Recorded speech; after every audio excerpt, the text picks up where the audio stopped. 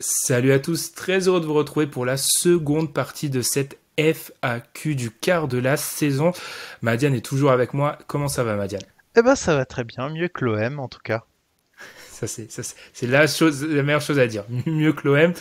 Alors, on est toujours ensemble dans la première partie qu'on vous invite à aller écouter si vous ne l'avez pas fait. On a parlé quoi? Du jazz, joueurs sous-cotés. J'ai un peu pété un plomb sur les Knicks, je vais être honnête.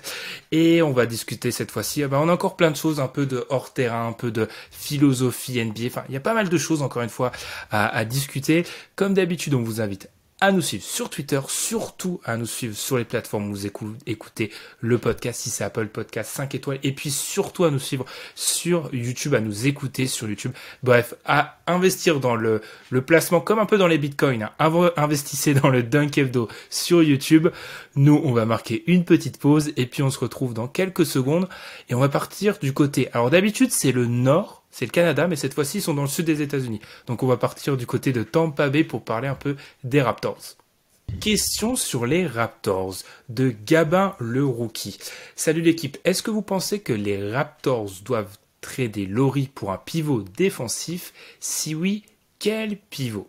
Alors déjà, question qui sous-entend, faut-il trader, qui sous-entend déjà que si on trade Laurie, on sait déjà contre quoi. T'en penses quoi? Tout ça de Madiane. De En, tout ça, Madiane. en fait, je ne vois pas le but de tout ça. En fait, les Raptors sont dans une mauvaise saison. Ils sont actuellement 12e. Ça tourne pas comme ils le souhaiteraient. L'équipe est pas très belle à avoir joué. Ça, de toute façon, tout le monde peut s'accorder là-dessus. Et moi, quand je vois un trade, j'essaie de voir de l'intérêt. Soit c'est on s'améliore pour tenter quelque chose, soit c'est on essaye de d'arranger, c'est de faire coïncider certaines fins de contrat avec certains moments d'intersaison. Enfin, il y a plusieurs objectifs. Et là, je ne comprends pas l'objectif du trade parce qu'en fait, moi, je vois qu'il y a deux pivots. Baines et Boucher. Je trouve d'ailleurs que Boucher fait une saison qui est tout à fait convenable au but du peu de temps de jeu qu'il a. Alors je me demande ce que ça donnerait si on le faisait commencer les matchs, etc. Je pense que Tom serait ravi de cette perspective, étant donné que je parle d'un de ses chouchous. Mais pas pourquoi faire en fait? Pourquoi est-ce que tu enlèverais Laurie pour un pivot qui plus est? Pourquoi un pivot défensif? Quel serait le but du coup d'avoir un pivot défensif avant tout? Est-ce que tu tenterais pas, par exemple, de développer un Chris Boucher dans ce cas que tu as déjà chez toi? C'est pour ça que j'ai du mal à comprendre l'intérêt, mais du coup, je te laisse peut-être que tu vas m'ouvrir d'autres perspectives.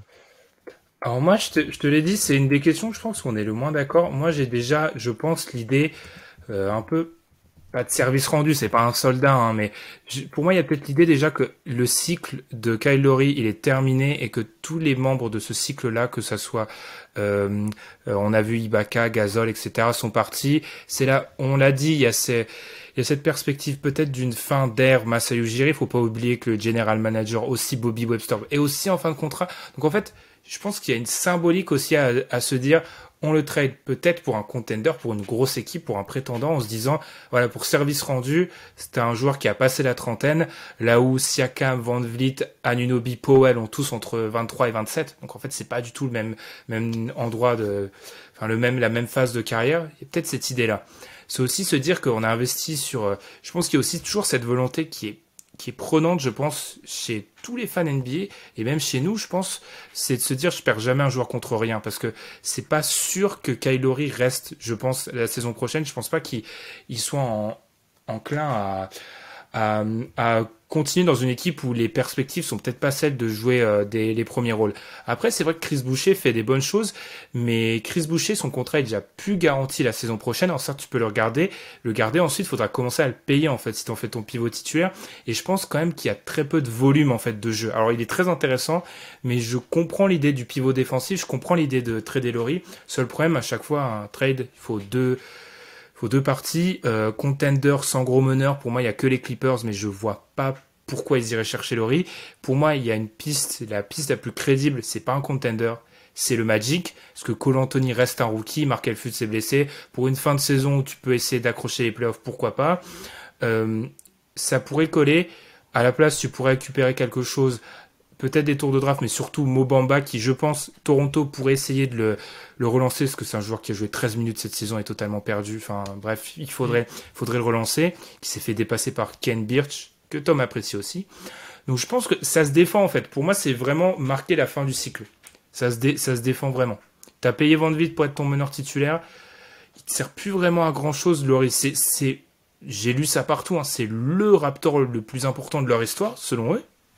Mais peut-être temps de tourner la page. Non, mais pourquoi pas? Comme dit, en fait, si c'est pour service rendu, ça peut s'entendre. Après, est-ce qu'il y a vraiment un profond intérêt à le trader? Non. Alors dans ce cas-là, Mmh. ce serait plutôt parce que c'est bien pour lui, que peut-être il y a effectivement laissé la place dans le vestiaire à d'autres personnes pour émerger. Ça peut s'entendre, mais c'est vrai qu'en sur le terrain, en tout cas, il n'y aurait pas du grade magnifique à trader Kylori, il n'y aurait pas d'intérêt énorme. Après, s'il trouve, comme dit, enfin, s'il trouve un terrain d'entente très intéressant pour tout le monde, que Kylori est partant pour partir, si tout le monde est gagnant, il n'y a aucun intérêt. À chaque fois qu'un deal se fera, de toute façon, c'est quand tout le monde y trouve son intérêt. Alors, rarement les joueurs ils trouvent le leur tout le temps, sauf quand ils ont demandé à partir. Sauf Mais quand ils en sont tout une cas, superstar. voilà, c'est ça, sauf quand t'es super rare. Mais dans ce cas-là, Laurie, s'il s'entend avec son front office, ça peut s'envisager sous cet angle-là. Rappelons que, on l'a sous-entendu, mais les free agents, il a 30 millions, ce qui est quand même Hmm. une vraie. Il a pas de trade kicker à 15% comme des mecs comme Bradley Beal, hein, qui en plus te coûtera plus cher. Hein, mais je passe ça entre parenthèses. Mais oui, enfin, en fait, idéalement, je comprends. J'ai juste du mal à voir l'intérêt profond et surtout pour qui en fait. Où tu vois, Bamba c'est une pièce à la mer, mais bien sûr, ça sera pas centré autour de Bamba parce que tu traites pas un All-Star pour Bamba. Enfin, je comprends parfaitement qu'on ne m'assassine pas du côté de Tampa Bay, mais voilà, je pense que ça peut être une solution. On continue avec justement l'équipe que j'ai citée comme potentiellement intéressée, mais qui selon moi ne fera pas le move, les Clippers. Question de Jakob Gott, probablement. Je suis désolé si c'est mal prononcé. On a beaucoup caricaturé Golden State comme une équipe de jump shooter, mais est-ce que finalement les Clippers ne rentrent pas dans ce stéréotype, avec un spacing toujours impeccable et très peu de joueurs capables d'aller au cercle? Alors, t'en penses quoi du jeu des Clippers sous Ty Lue, qui sont très forts en attaque? Je crois que c'est la deuxième attaque à l'heure actuelle en NBA. Moi, je trouve que au vu de tous les ajustements qu'ils font, enfin, il y a plein de choses qui ont changé, je les ai trouvés très intéressants. Déjà, ils ont équilibré leurs 5 de départ et leur bench. Et là, il faut pas se mentir, Batum est un joueur très intéressant dans leur 5 de départ, peut-être moins sur leur banc. C'est-à-dire que c'est quelqu'un qui va volontairement ne pas vouloir être avec la balle dans les mains, enfin être plus en retrait, ça ne le dérange pas. C'est quelqu'un qui va faire des choses que les autres ne veulent pas faire. Et il est typiquement à un poste où il peut aller prendre des joueurs défensivement, peut-être pour laisser Kawhi ou Paul George un peu plus tranquille entre guillemets. Donc c'est un joueur qui accepte volontairement tout ce qu'on lui donne, même si c'est des tâches ingrates. Et du coup, déjà, je trouve que ça, c'est la première innovation très intéressante. Après, au niveau de la mise en place, moi je pense que déjà, il n'y a plus Harrell dans leur effectif. Et que ça, mine de rien, Harrell, c'est le bully au cercle. C'est le mec qui va te finir les actions au cercle.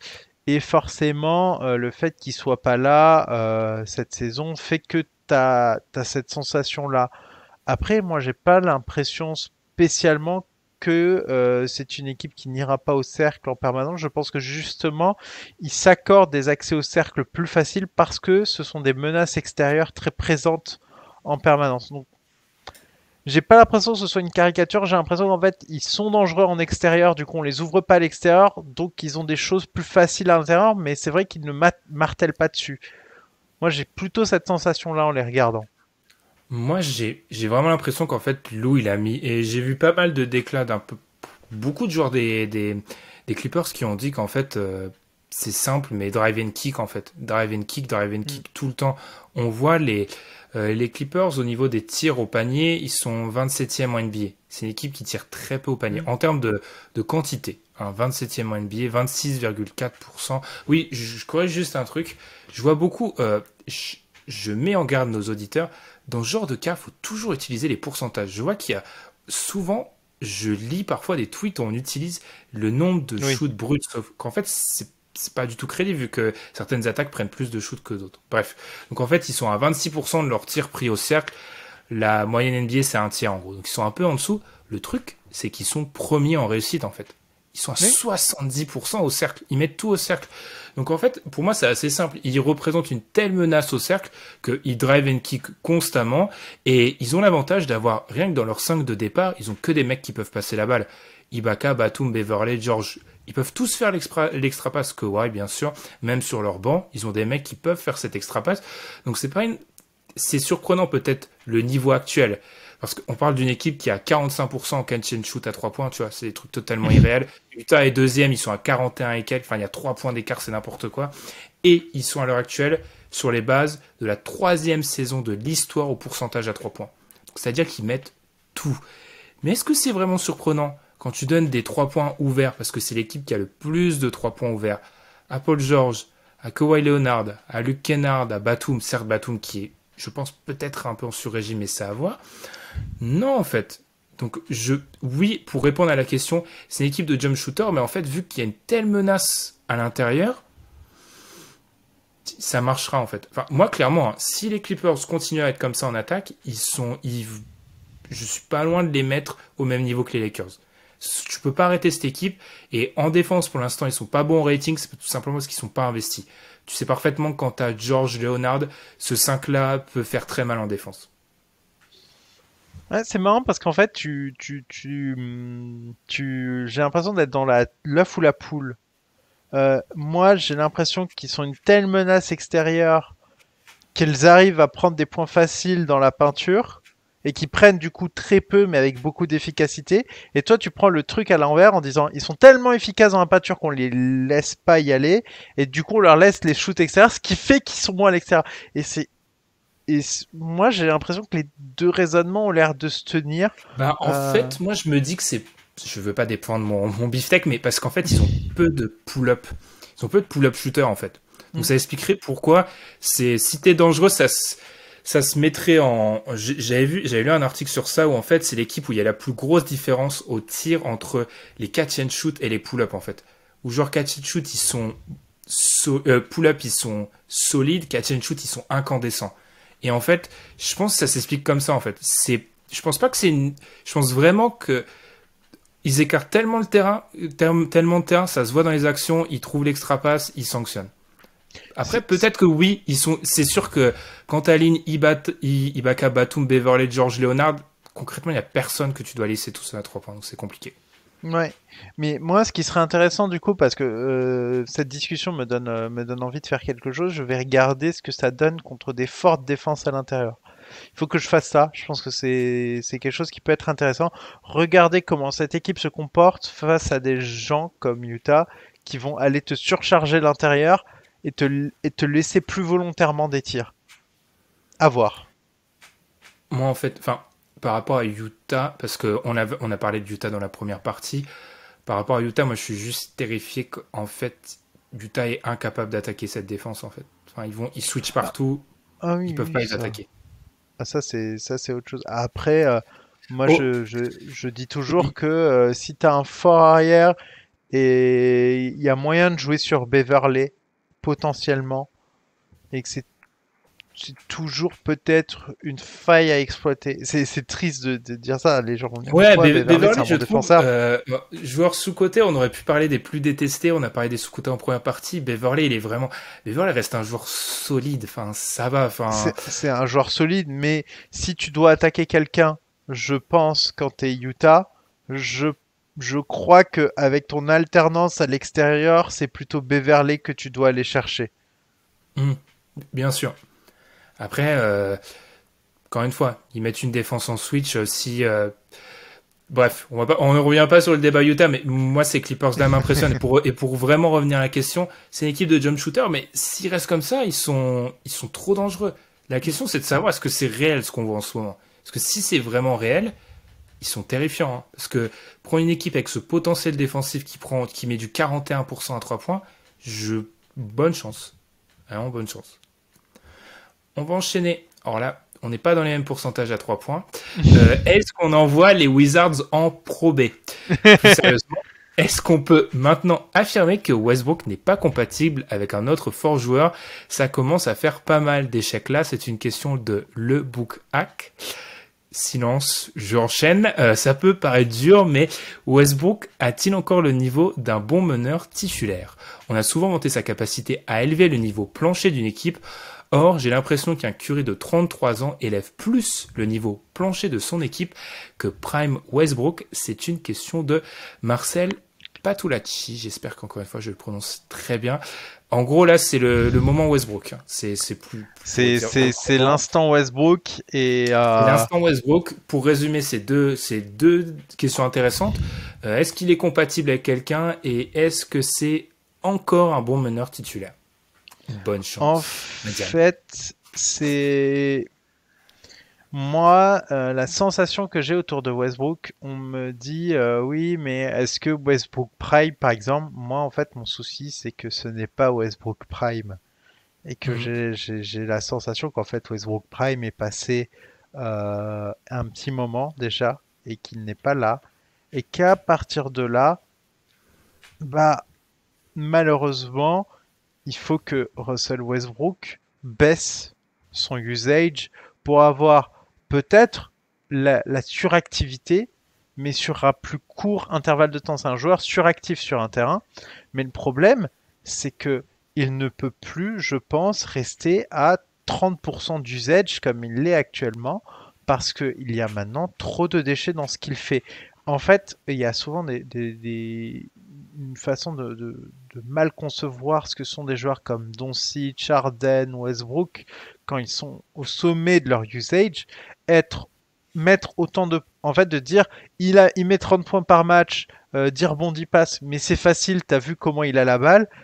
Je pense qu'il faut pas voir ça comme ça en disant, putain, le gars se fatigue à ce point dans toutes les possessions offensives de son équipe, et il arrive quand même à compiler autant de stats. C'est-à-dire que son efficacité ne décroît pas trop au fur et à mesure de ses utilisations de la balle. Et j'ai l'impression que là, Westbrook use trop la balle par rapport à ce qu'il est capable de donner. Donc pour moi, Westbrook, là, ça joue chez lui.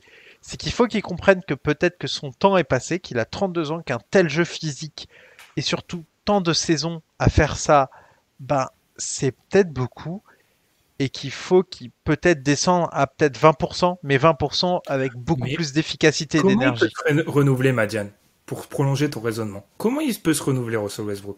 Parce que c'est pas ce qu'on voit. C'est ça, en fait. Comment il se renouvelle? Non, il doit faire la même chose, mais moins souvent. C'est ça le truc. Mais le problème, c'est que Westbrook n'est pas un assez bon tireur pour représenter quelque chose offensivement dans ton équipe sans qu'il ait la balle entre les mains. Donc, soit tu discutes avec lui pour lui baisser son temps de jeu, et je te souhaite très bonne chance, soit il faut qu'il comprenne tout seul. Je sais pas. Mais en tout cas, sa situation est très préoccupante. On avait mis sur le compte du Covid-19 ses performances parfois inquiétantes dans la bulle. Là, malheureusement, je pense qu'il faut aller un peu plus loin et que peut-être que son temps est passé. Moi, j'avais pas du tout souscrit à l'époque à cette théorie, c'est à cause du Covid, parce qu'en fait, c'était des trucs qu'on avait déjà vus, en fait. C'était des éléments de son jeu qu'on savait qui ont fait la grandeur de Westbrook à son époque, en fait. Moi, alors, je vais un peu, ça va être un prolongement du constat qu'on avait fait avec Alan quand on avait fait les débuts de saison manqués. Première chose, Westbrook va plus au cercle. Enfin, Westbrook va plus au cercle, c'est un joueur qui, en gros, en carrière, 40% de ses tirs étaient au cercle, il est descendu à 25%. Alors certes, il en met beaucoup au cercle. Je pense que c'est lié aussi aux Wizards. Pour eux, les avoir trop vus jouer en début de saison, les Wizards, c'est lié au fait qu'ils apportaient pas mal de spacing, quoi qu'on peut dire. Là, c'est en déliquescence totale, hein, mais ils apportaient pas mal de spacing. En fait, la question, c'est si Westbrook continue à prendre des longs 2 qui met, et encore une fois de manière assez correcte, mais qu'il attaque plus le panier, qu'il n'est pas une menace off-ball, c'est compliqué en fait. Oui. Honnêtement, c'est extrêmement compliqué. Son profil c'est un peu un cauchemar. C'est un peu un cauchemar. C'est, c'est compliqué. Enfin, on parle souvent de ça, de l'efficacité au tir. L'efficacité au tir, quand tu utilises les stats de cleaning de glace, qui est un peu devenu la référence pour les stats en NBA, l'efficacité au tir, il est dans le 13e pourcentile. Enfin, Ouais. vous comprenez, c'est-à-dire que 87% des joueurs NBA sont meilleurs que lui au tir. C'est, je sais pas en fait. Parce que j'ai pas de solution. Parce que ce qui fait l'attrait d'un Westbrook, c'est aussi son style de jeu. Donc, tu faut en faire quoi? Tu peux pas en faire un spot-up shooter de Westbrook. Non, Enfin, tu ne si la peux pas. solution. Pour moi, la solution, en fait, tu ne peux pas lui enlever la balle des mains parce que sans la balle, il sert pas à grand chose offensivement. Après, peut-être que tu le couvres, mais franchement, c'est plutôt quelqu'un que tu vas laisser tirer. Et du coup, c'est pour ça que moi j'ai l'impression que la meilleure solution, c'est de le laisser avec la balle, mais moins longtemps sur le terrain. Mais faut le convaincre du bien fondé de tout ça. Et je suis pas sûr qu'il soit encore à ce stade, un peu comme un Mélo qui a mis très longtemps à comprendre que son temps passait et que il ne pouvait plus exiger les mêmes choses qu'avant. Est-ce qu'il va être simple de dire à Westbrook, il faut que tu joues moins parce qu'il te faut la balle en main pour que tu sois efficace, mais là on voit bien que tu n'as plus la capacité à avoir la balle aussi longtemps en restant aussi efficace qu'avant. Mm. Parce que même en, pour un peu revenir un peu sur ce que j'ai dit, c'est vrai, il a la balle longtemps. Il y a des stats qui montrent que, par exemple, elle est intéressante cette stat-là, qui montre que il a jamais autant pris de 3 points sans passe décisive en fait. C'est-à-dire qu'en gros, tu comprends que c'est des 3 points qui viennent de séquences de dribble en fait. Ce qui Mm. se passe beaucoup trop souvent parce qu'il a pu le premier pas pour éliminer. Il est certes toujours physique, mais je pense qu'il a pu le premier pas diabolique qu'il avait avant. Même son adresse à mi-distance commence à baisser avec les semaines.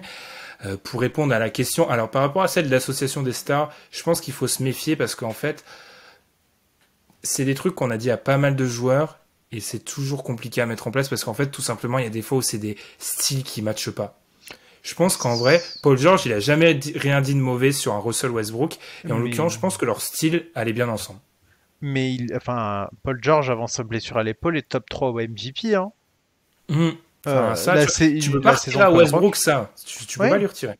Et je suis désolé, mais Paul George top 3 MVP, c'est très haut par rapport Enfin, j'ai l'impression que Paul George a été maximisé sur cette saison-là par Russell Mmh. Westbrook, clairement. Donc moi, Totalement. je pense pas que Westbrook est incompatible avec quelqu'un d'autre. Le OKC qui perd face aux Warriors avec Durant, ils étaient très forts, hein.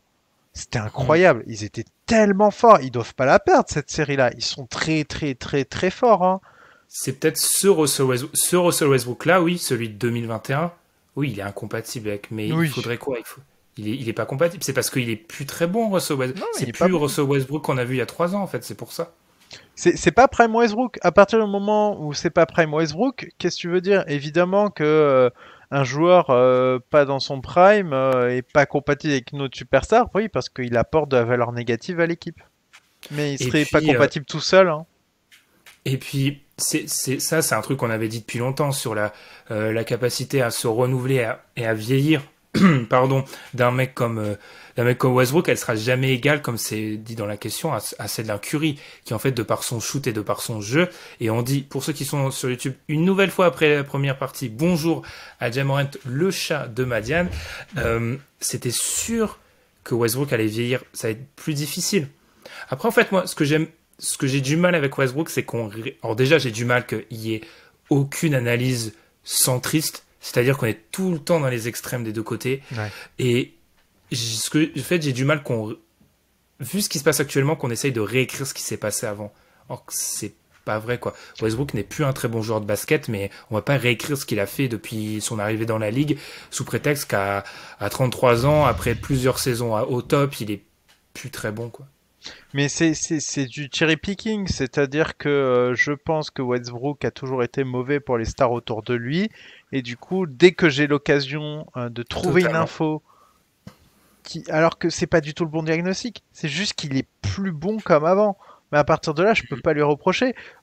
Tu remets Bradley Beal dans les chaussures d'un Paul George à OKC il y a 2 3 ans. Je pense que Bradley Beal, il est très heureux parce qu'il est servi à 3 points ouverts, tranquille, et il peut enquiller des tirs ouverts et mettre un paquet de points. Donc, je pense qu'en vrai, c'est pas une affaire d'incompatibilité, c'est juste que Westbrook n'est pas bon sur le terrain. C'est ça. C'est ça qui m'énerve, c'est parce que c'est un discours qu'on a souvent avec. On l'a eu avec Carmelo à un moment. On l'a eu. Bah, à Houston, on l'a eu avec Dwight Howard, alors qu'en fait, Harden. c'était juste des mecs qui étaient plus dans leur prime. Donc, à Mm. la seconde où t'es plus dans ton prime, oui, t'es incompatible parce qu'en fait, tu vas freiner l'autre star. Mais c'est une question qui est propre au joueur. C'est pas tellement celle de son association. Enfin, ça, Ouais. je pense que c'est assez clair. Euh, on continue. Une question de Sixers France. Alors, il nous dit, vous avez 4 heures pour conclure cette question. On n'a pas 4 heures. On a quelques minutes.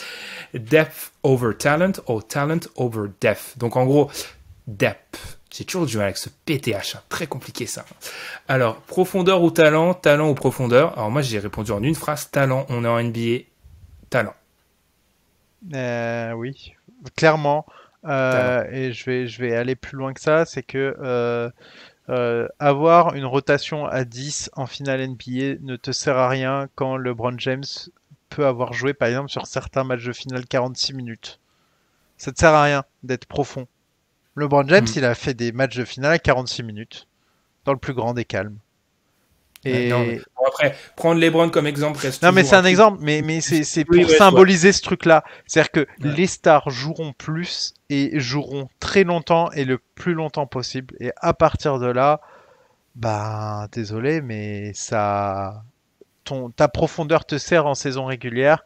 Quand c'est les batailles des grands gaillards, ben c'est les grands gaillards qui jouent. Et disons qu'en playoff, si un joueur de ton banc peut t'apporter 10 minutes correctes, c'est déjà bien. Et t'es déjà bien content. Par exemple, Caruso, euh, il a apporté des bonnes minutes. Rondo, il a apporté des bonnes minutes. Les Lakers étaient ravis. Et c'était pas beaucoup, hein. C'était pas énormément, mais c'était des valeurs, des minutes non négatives d'un joueur qui n'était pas parmi tes stars. Puis cette finale, bon alors elle a été entachée par des blessures, mais cette finale Miami-Los Angeles, c'était un peu un cas d'école. Hein. Il y a un moment où en fait, arrivé au sommet, au plus haut niveau, c'est les stars qui font la différence en fait. Et quand tu as les deux meilleurs joueurs de ton côté sur le terrain, tu vas probablement gagner le match. Mm. Surtout que si tu arrives dans les grosses batailles de playoff, tu vas pas y arriver si t'as pas un minimum de profondeur. Mais la profondeur prendra toujours le pas sur le talent, pardon, prendra toujours le pas sur la profondeur. On va rester du côté des questions des fans de Philly. Peut-on encore être champion sans attirer de superstars via un trade ou une free agency? Question de Sixers France. Question à laquelle j'ai répondu en off, Madiane. Est-ce qu'on a déjà pu être champion sans attirer de superstars via un trade ou une free agency? C'est-à-dire que, à part quelques anomalies historiques, ça existe pas en fait. Enfin, faut toujours Et attirer une star par la reconstruction qu'on moque un peu parfois ici, cousu de fil blanc avec des jeunes que tu as développés, etc. Ça n'existe pas vraiment en fait. Enfin, André Godala, il est MVP des finales, il est déterminant dans le succès des Warriors. Le Thunder d'OKC gagne pas la finale. C'est quoi l'exemple après au c'est, 21e siècle? en C'est fait, les généralement, Spurs. tu, Ouais. tu, tu l'as, tu l'as drafté, généralement. Si ta superstar, tu l'as pas eu par un échange ou la free agency, c'est que tu l'as drafté. Les Warriors, si on devait donner aux équipes que les joueurs qu'elles ont draftés, ah bah, les Warriors auraient Curry Thompson, Green, tout pareil. Et évidemment, bah, Iguodala et Kevin Durant ont rajouté encore plus pour qu'ils gagnent du coup 3 titres. Iguodala est déterminant pour le premier. C'est peut-être pas le MVP de ces finales. On aurait peut-être pu le donner à LeBron James parce que c'était n'importe quoi ce qu'il avait fait. Mais bon, bah, il était déterminant. Après Kevin Durant, est-ce que si Kevin Durant n'est pas là, les Warriors gagnent les 2 finales? Pas sûr. pas sûr, on va pas réécrire l'histoire, mais pas sûr. En tout cas, ça te laisse un point d'interrogation. Si les Raptors récupèrent pas Kawhi Leonard via un trade, ben non. Et puis tu remontes. Le hit de Miami, ben il y avait LeBron James, le Dirk Nowitzki, superstar drafté, Kobe Bryant, superstar drafté. Ben non, en fait. Hein. Jamais, jamais, jamais. Soit tu la Après, drafts, parce qu'en fait, il t'en faut plus d'une en fait pour gagner le titre. mais Je quand pense tu la il drafts, y a c'est les peut-être, il y a Spurs. Hein. peut-être ce, ouais, c'est les Spurs. Il y a peut-être ce sous-entendu, il t'en faut plus d'une pour gagner un titre et tu draftes très rarement les deux. Enfin, t'es obligé d'en attirer une des deux par autre chose que la draft. En fait, Les c'est Spurs ont réussi à drafter une méga superstar, Duncan, et à drafter deux très bons joueurs à côté. Et puis voilà. ouais. Deux Ils ont Hall of réussi par Famer. là. Ils Ils ont ont un réussi coach all ça. time. Ils ont un Mm. coach all-time, une superstar, deux Hall of Famer. En avant Guingamp, je peux gagner plusieurs titres. Cleveland, euh, ils, ils ont LeBron James qui re-signe chez eux et Kyrie Irving est drafté. C'est pareil, finalement. En vrai, en drafter deux, c'est possible, mais c'est des cas de figure tellement rares. Finalement, Puis les l'équipe qui a le garder plus de aussi. draftés de superstars et la seule qui n'a pas gagné de titre quasiment, c'est OKC qui a drafté trois superstars mais qui n'a pas gagné de titre. Après, c'est chaud parce que pour moi, l'histoire de LeBron s'arrête la première fois qu'il part en fait. Donc c'est comme s'il gagnait avec une autre équipe. Enfin, c'est les superstars draftés qui gagnent avec. Au moment où il gagne avec les Spurs, c'est pas la superstar qu'il est actuellement, Kawhi en fait. Donc concrètement, enfin tu vois, en vrai, faudrait en drafter deux et enfin, les conserver les deux, pour moi c'est utopique maintenant. C'est même trois hein, en vrai.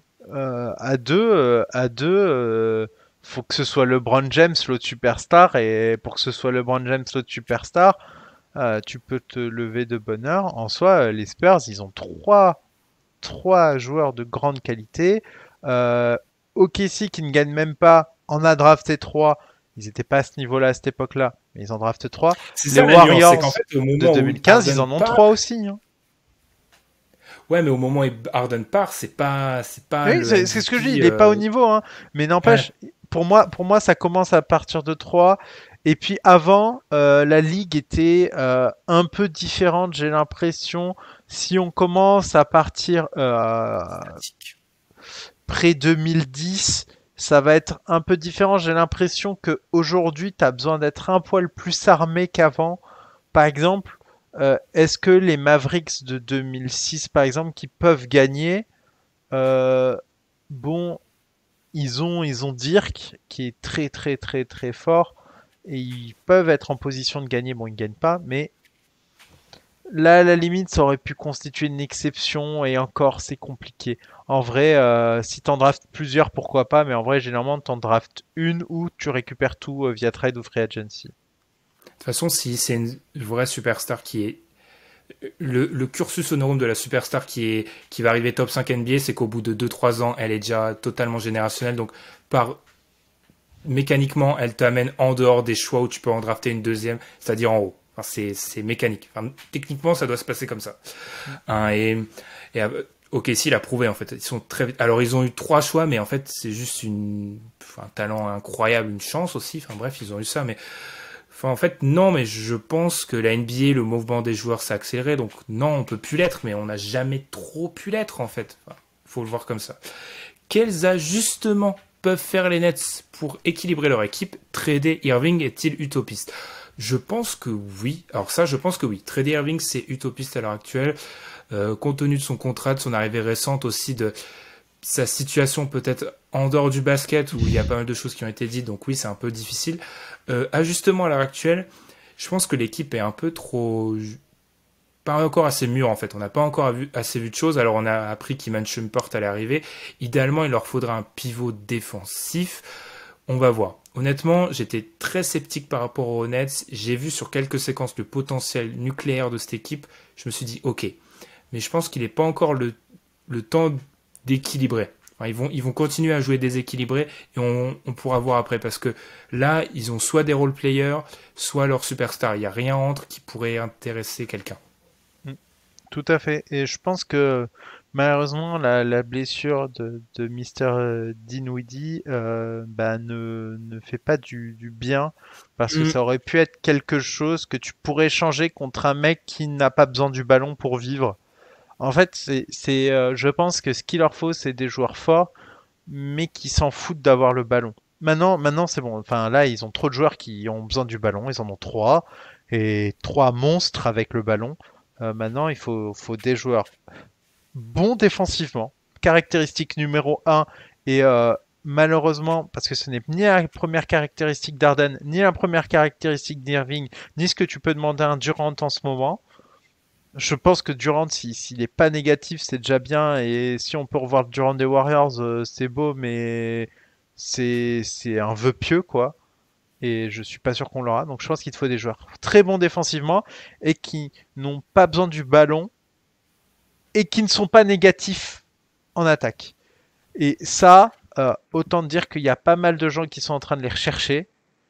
Donc, faut attendre. Mais en tout cas, s'il y a bien quelque chose à cibler, c'est ça. Des joueurs bons défensivement et pas négatifs. hmm. Ce qui sont très rares, en fait, que Ouais, tout le monde veut tout le avoir monde veut quand ça. tu veux jouer au titre, en fait. Donc c'est ça, non. En attendant, en fait, je pense que là, sur ces deux parties de la FAQ, un peu notre réflexion, c'est ne rajoutons pas de l'incertitude à l'incertitude. C'est-à-dire qu'on est dans des équipes parfois qui ont bougé. Attendons un peu de voir comment ça se développe et puis voilà. Question qui est d'ailleurs liée parce que ces renforcements pourraient peut-être se faire à travers question des buyouts. Question de Johan Tessier, j'espère encore une fois que je n'ai pas mal dit. Ne faudrait-il pas imposer une règle permettant de réguler et endiguer le système de buyout alors qu'il remet en question l'intérêt même du salary cap et la répartition de la compétitivité dans la ligue. Alors, juste pour expliquer, buyout, rupture de contrat, en gros, un joueur quitte son contrat, va signer dans une autre équipe.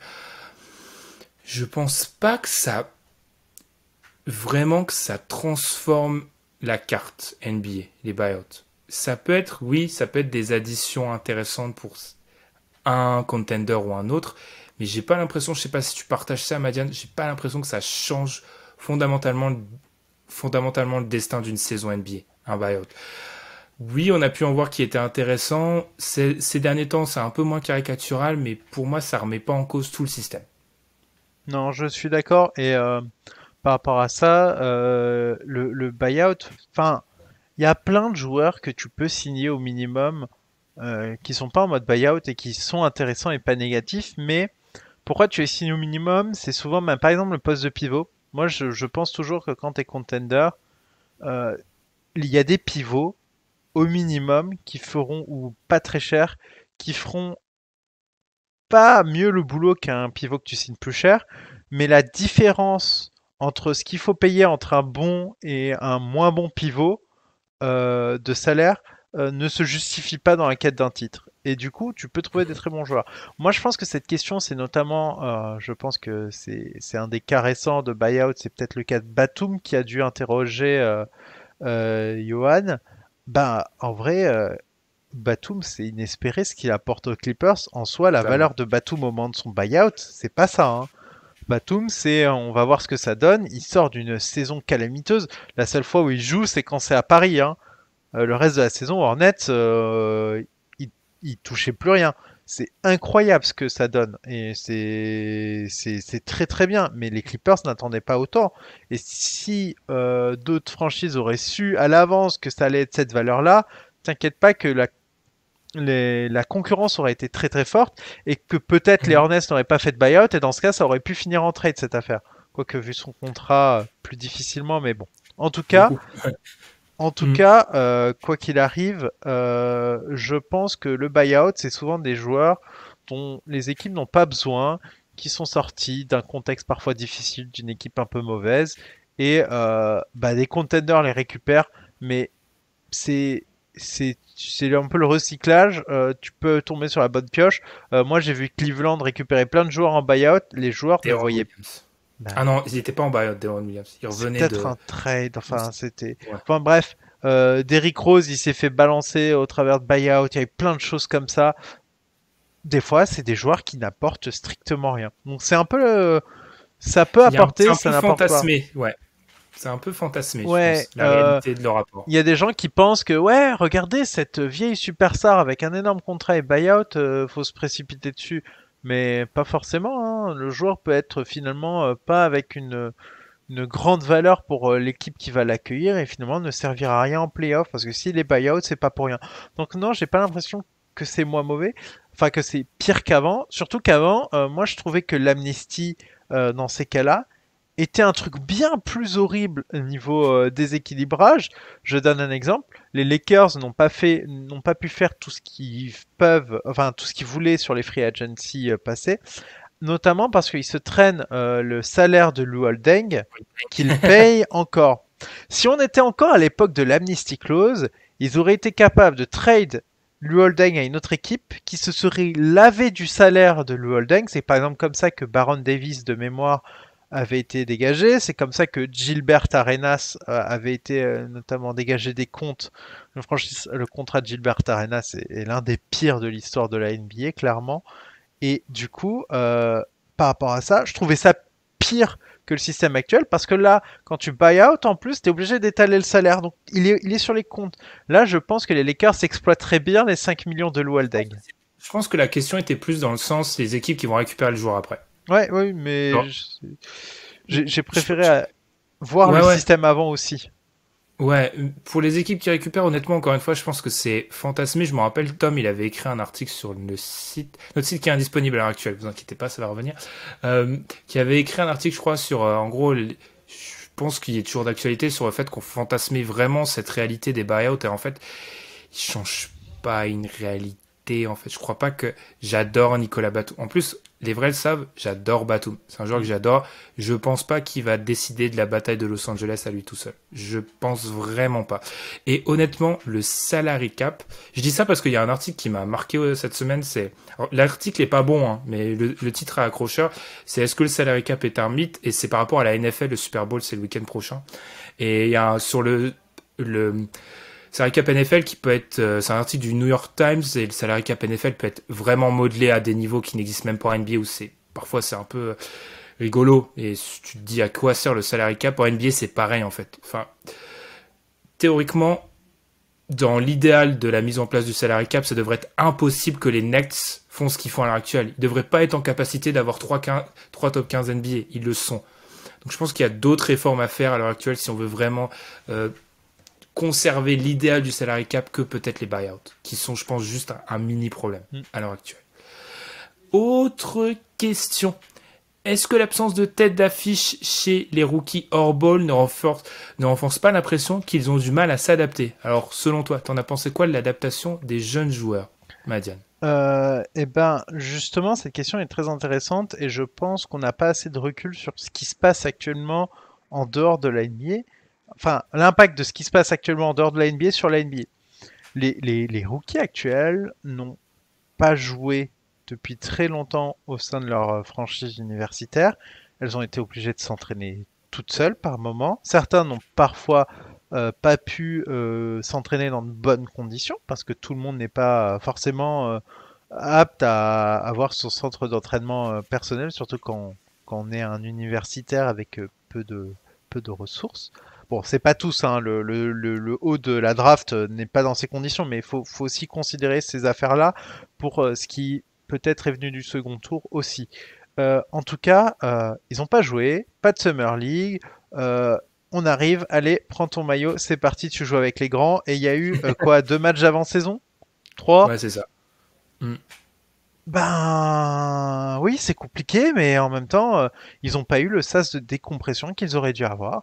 C'est pas simple cette période. En plus, on est dans une saison vraiment particulière.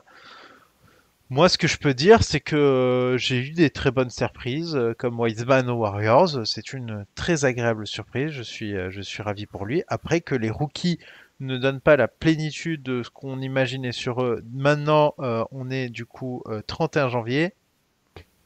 Je m'y attendais, donc pas de surprise. Puis je pense que même l'absence de tête d'affiche, comme c'est écrit dans Mm. la question. D'ailleurs, une question de Baypof underscore 9. Celle-ci est celle des Nets. Faut toujours dire les pseudos, j'avais oublié. Euh, je pense qu'en fait, justement, c'est peut-être l'effet inverse. C'est-à-dire que ça renforce peut-être l'idée qu'on la voit pas plus belle, mais qu'on est peut-être moins dur. Parce que quand il y a des têtes d'affiche, l'attention médiatique va se centrer sur ces têtes d'affiche et ne va parler que d'elles. Là, vu qu'on savait qu'Anthony Edwards, James Wiseman, ça avait été dit par les spécialistes de draft, que je ne suis pas, voilà, on était face à des joueurs qui étaient c'était pas la classe de draft du siècle, bah, je pense qu'on est beaucoup plus enclin à chercher des bonnes surprises, comme Haliburton du côté des Kings, etc. On cherche beaucoup plus ces petites surprises qu'à l'heure actuelle, et peut-être qu'on leur laisse beaucoup plus de latitude sur l'adaptation, je trouve.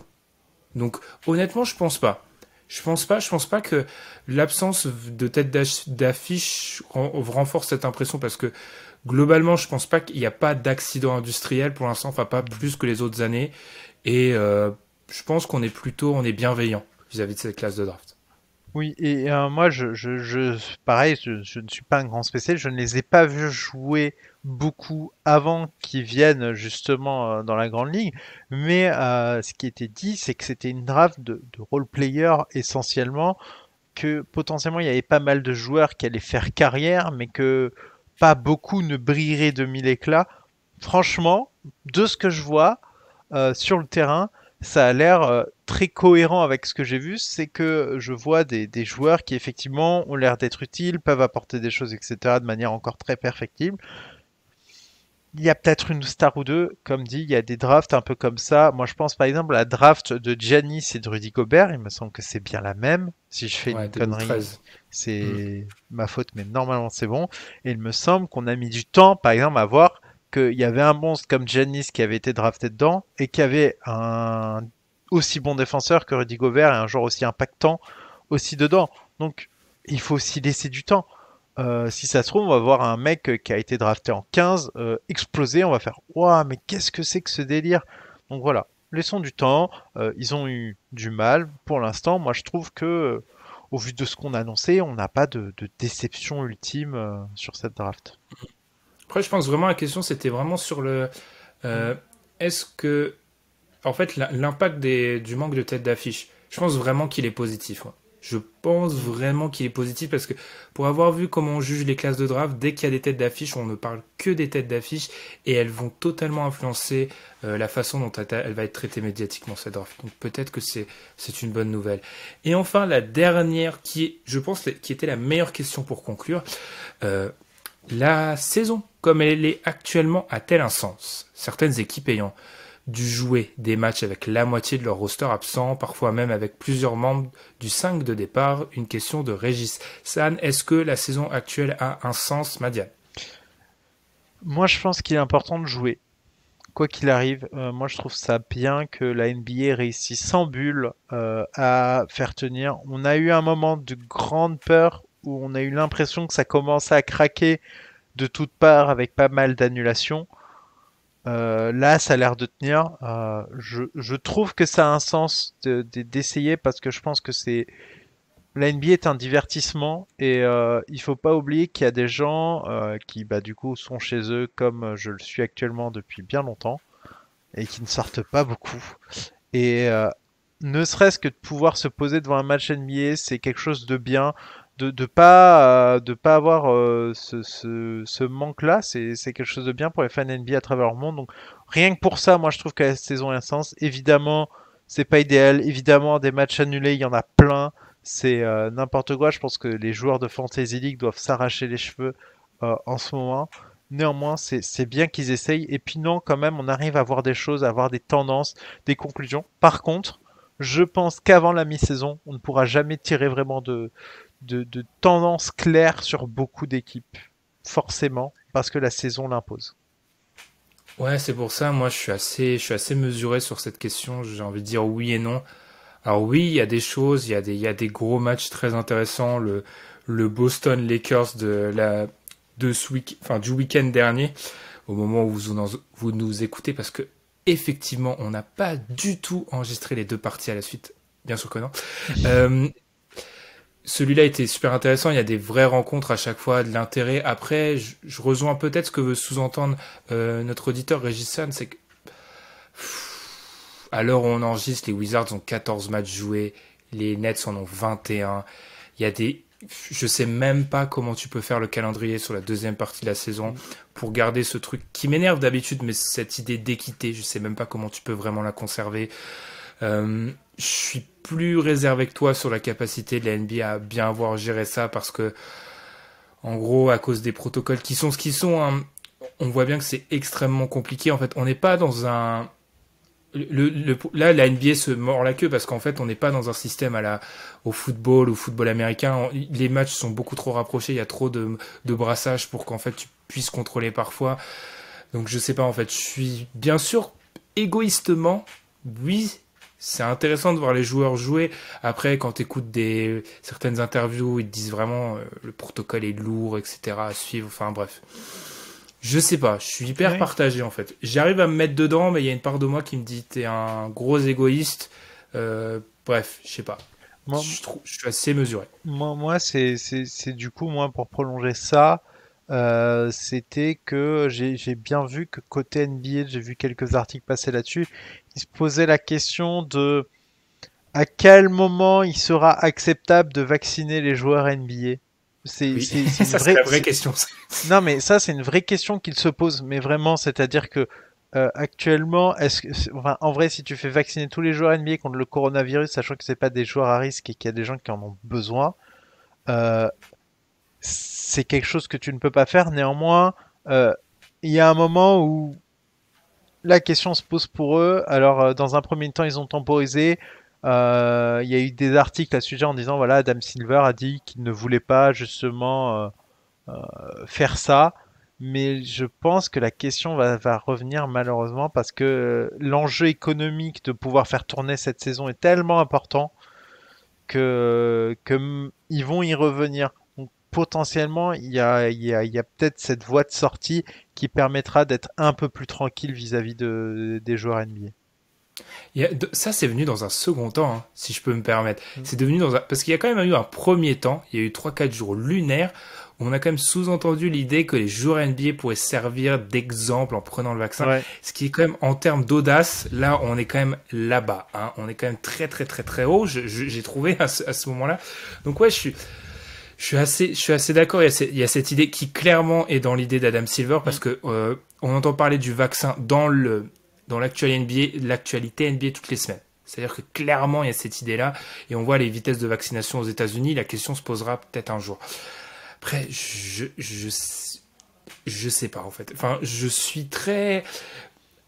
En fait, je remercie le fait qu'on joue dans les salles parce que je pense que c'est ça qui doit sauver un peu les apparences à l'heure actuelle. Ouais. C'est ça qui sauve les apparences parce que, je sais pas, je trouve, je me suis mis dedans, mais j'avoue que j'ai un petit peu je me fais honte parfois, je me dis, Benjamin, quand même, c'est pas très bien, les joueurs sont soumis à des protocoles, etc., extrêmement drastiques. Vous allez me dire, nous aussi on est soumis à ces protocoles-là, oui c'est vrai, mais je sais pas, j'ai l'impression de vraiment, l'idée comme quoi les sportifs sont les derniers gladiateurs, là j'ai vraiment l'impression de la voir en ce moment. Je sais pas, donc c'est vrai, c'est une saison, on est sur France Culture, hein. Philosophiquement cette saison j'ai du mal à l'aborder. Moi, j'ai beaucoup de mal avec la bulle. Je dois avouer, enfin, de manière éthique, en disant, putain, on va jusqu'au bout pour jouer la saison et sauver les droits TV. Hein, clairement, c'était pour ça. Hein. Disney ne pensait pas que c'est par hasard que ça a eu lieu à Disneyland. Regardez quelles grandes compagnies sportives sont dans le même groupe et vous saisirez un peu mieux l'intérêt de jouer cette bulle. En tout cas, euh, en tout cas, la bulle, moi, j'ai eu du mal parce que je disais, putain, on les prive de tout pour ça. Et non, mais j'étais en mode. Pour un Orlando Milwaukee au premier tour. Orlando a pris un match. Rien que pour ça, ça valait le coup.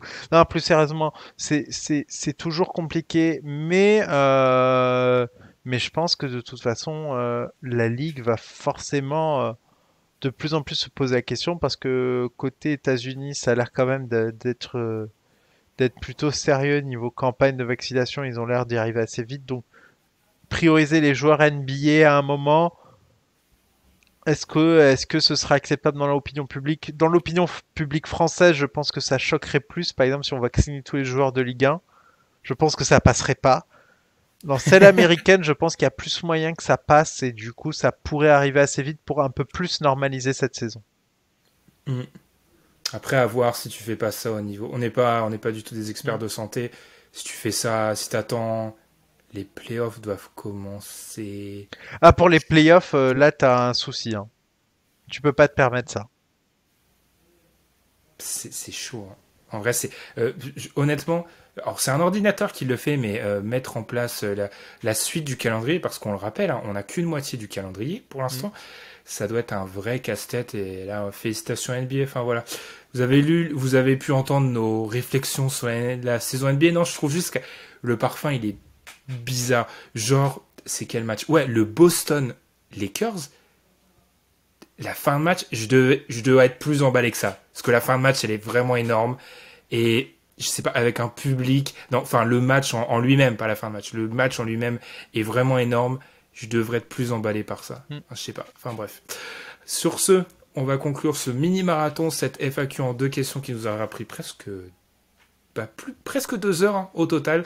On vous remercie de nous avoir écoutés. On en fera peut-être une à la mi-saison, hein, pour un ranking. On sait pas trop. On aime toujours marquer la mi-saison. Madiane, je te remercie pour ton endurance vocale pendant ces presque 2 heures. Nous, on se retrouve comme d'habitude dans quelques jours la semaine prochaine pour un nouveau sujet. Écoutez-nous, suivez-nous, abonnez-vous sur YouTube. On vous souhaite un très bon week-end, une très bonne fin de semaine et à très vite. Salut! Salut!